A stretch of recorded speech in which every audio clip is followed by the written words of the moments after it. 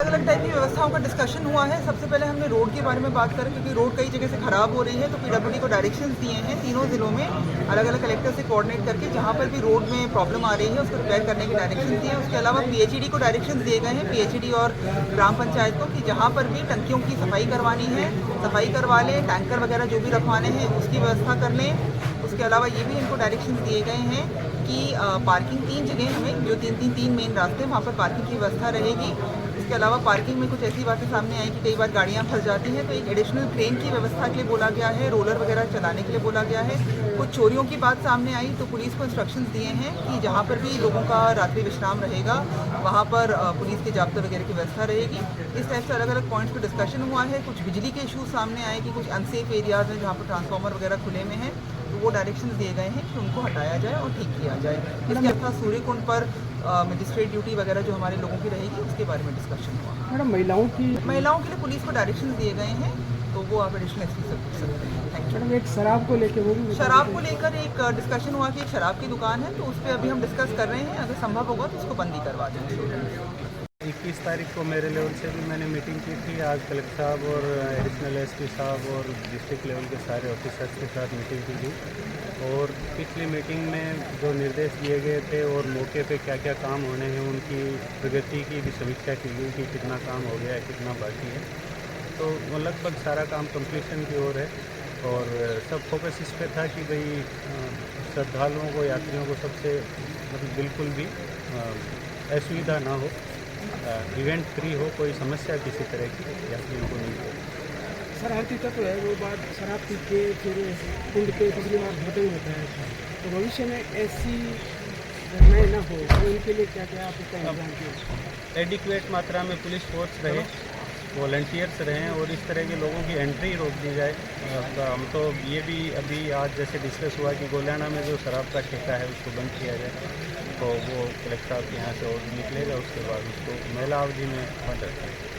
पिछली बार हम लोग ब्लैक में शराबें दिख रही थी, तो वैसी परिस्थिति में क्या व्यवस्था होगी? ऐसी परिस्थिति में पुलिस और एक्साइज से हम जहाँ भी ऐसी सूचना मिलेगी उस पर त्वरित कार्रवाई करेंगे। कुंड पर क्या व्यवस्था ही रहेगी? महिलाएं पुरुष के लिए पृथक पृथक रहेगी या कुछ? हाँ, महिलाओं पृथक के लिए, उन महिलाओं और पुरुषों दोनों के लिए एक रस्से से और कनात से उनको बाइफरकेट कर दिया जाएगा। महिलाओं की अलग व्यवस्था रहेगी, पुरुषों की अलग। नेशनल एसपी साहब और डिस्ट्रिक्ट लेवल के सारे ऑफिसर्स के साथ मीटिंग की थी, और पिछली मीटिंग में जो निर्देश दिए गए थे और मौके पे क्या क्या काम होने हैं उनकी प्रगति की भी समीक्षा की गई कि कितना काम हो गया है, कितना बाकी है। तो वो लगभग सारा काम कंप्लीशन की ओर है, और सब फोकस इस पे था कि भाई श्रद्धालुओं को, यात्रियों को सबसे मतलब बिल्कुल भी असुविधा ना हो, इवेंट फ्री हो, कोई समस्या किसी तरह की यात्रियों को नहीं हो। सर, हर चीज़ तो है वो बात, शराब पी के फिर कुंड पे पिछली बार भोजन होता है, तो भविष्य में ऐसी घटनाएं ना हो तो उनके लिए क्या क्या आप इसका इंतजाम किए? एडिक्वेट मात्रा में पुलिस फोर्स रहे, वॉलंटियर्स रहें, और इस तरह के लोगों की एंट्री रोक दी जाए। हम तो ये भी अभी आज जैसे डिस्कस हुआ कि गोलियाना में जो शराब का ठेका है उसको बंद किया जाए, तो वो कलेक्टर साहब के यहाँ से ऑर्डर निकलेगा, उसके बाद उसको महिला अवधि में बंद रखा है।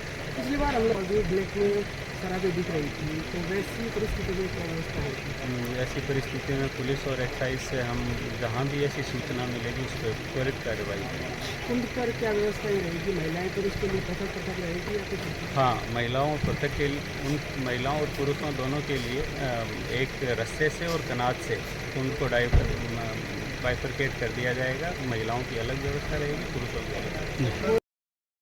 वहाँ भीड़ इतनी रहती है, मेरे को नहीं लगता कि वो इतना समय दे पाएंगी। मेरे को जहाँ तक मेरी सूचना है कि पुरुष ही वॉलंटियर्स के रूप में यहाँ वॉलंटियर करते हैं, महिलाएं वॉलंटियर करती भी नहीं हैं। यदि आएंगी तो उसके बारे में सड़क से सारी झाड़ियाँ हटा दी गई हैं। जहाँ पक्का रोड है, मेटल रोड है, वहाँ पोर्ट होल्स को भर दिया गया है। और आज जैसा एक्शन साहब कह रहे थे कि गोलियाना से लोहारगल पे तो काम चल ही रहा है, और उसके बाद इनके ऊपर भी डामरीकरण किया जाए। मेडिसिन में यह व्यवस्था रहेगी? इसमें प्राइवेट जो ट्रस्ट वगैरह हैं वो भी इन्वॉल्व रहते हैं, PHED भी इन्वॉल्व रहेगा। जो टंकियां हैं उनकी सफाई की जाएगी, टंकियों में पानी भरा जाएगा, PHED के टैंकर्स उपलब्ध रहेंगे और प्राइवेट पार्टीज़ और ट्रस्ट वगैरह जो अपने आप को वॉलंटियर करती हैं इस काम के लिए, उनकी भी पीने की व्यवस्था रहेगी। प्रयास ये रहेगा कि हम पूरा जाब्ता लगा के, वॉलंटियर्स लगा के, जितने ज़्यादा लोग आते हैं उनको त्वरित गति से आगे निकाला जाए और भीड़ को कंजेस्ट नहीं होने दिया जाए, ये हमारा प्रयास है। सर एक सफाई 10 लोग हमारी टीमें रहेंगी, पंचायत में आदमी हायर किए हैं वो रहेंगे और मैं इस बार सोच रहा हूँ कि यदि आवश्यकता पड़ी तो नगर पालिका से भी कार्य बुला के टिपर वगैरह बुला के वो व्यवस्था करें। तमाम व्हीकल्स को बोलेना कैंसिल होता है, भले जो अंदर आ सकते हैं। तो ये एडिशनल एसपी साहब वहाँ से जिनको परमिट करेंगे स्पेशली, ये वो व्हीकल्स रहेंगे जो इमरजेंसी सर्विसेज के लिए ज़रूरत पड़ती है या फिर जो मटेरियल्स, जो पेरिसेबल मटेरियल्स हैं, जैसे कि दूध जल्दी ख़राब हो जाता है या ऐसी चीज़ें जो जल्दी ख़राब हो जाती हैं जिनकी सप्लाई हमें डेली आवश्यक रहती है, उन व्हीकल्स के लिए स्पेशल हम परमिशन रखेंगे। बाकी हमने पिछली मीटिंग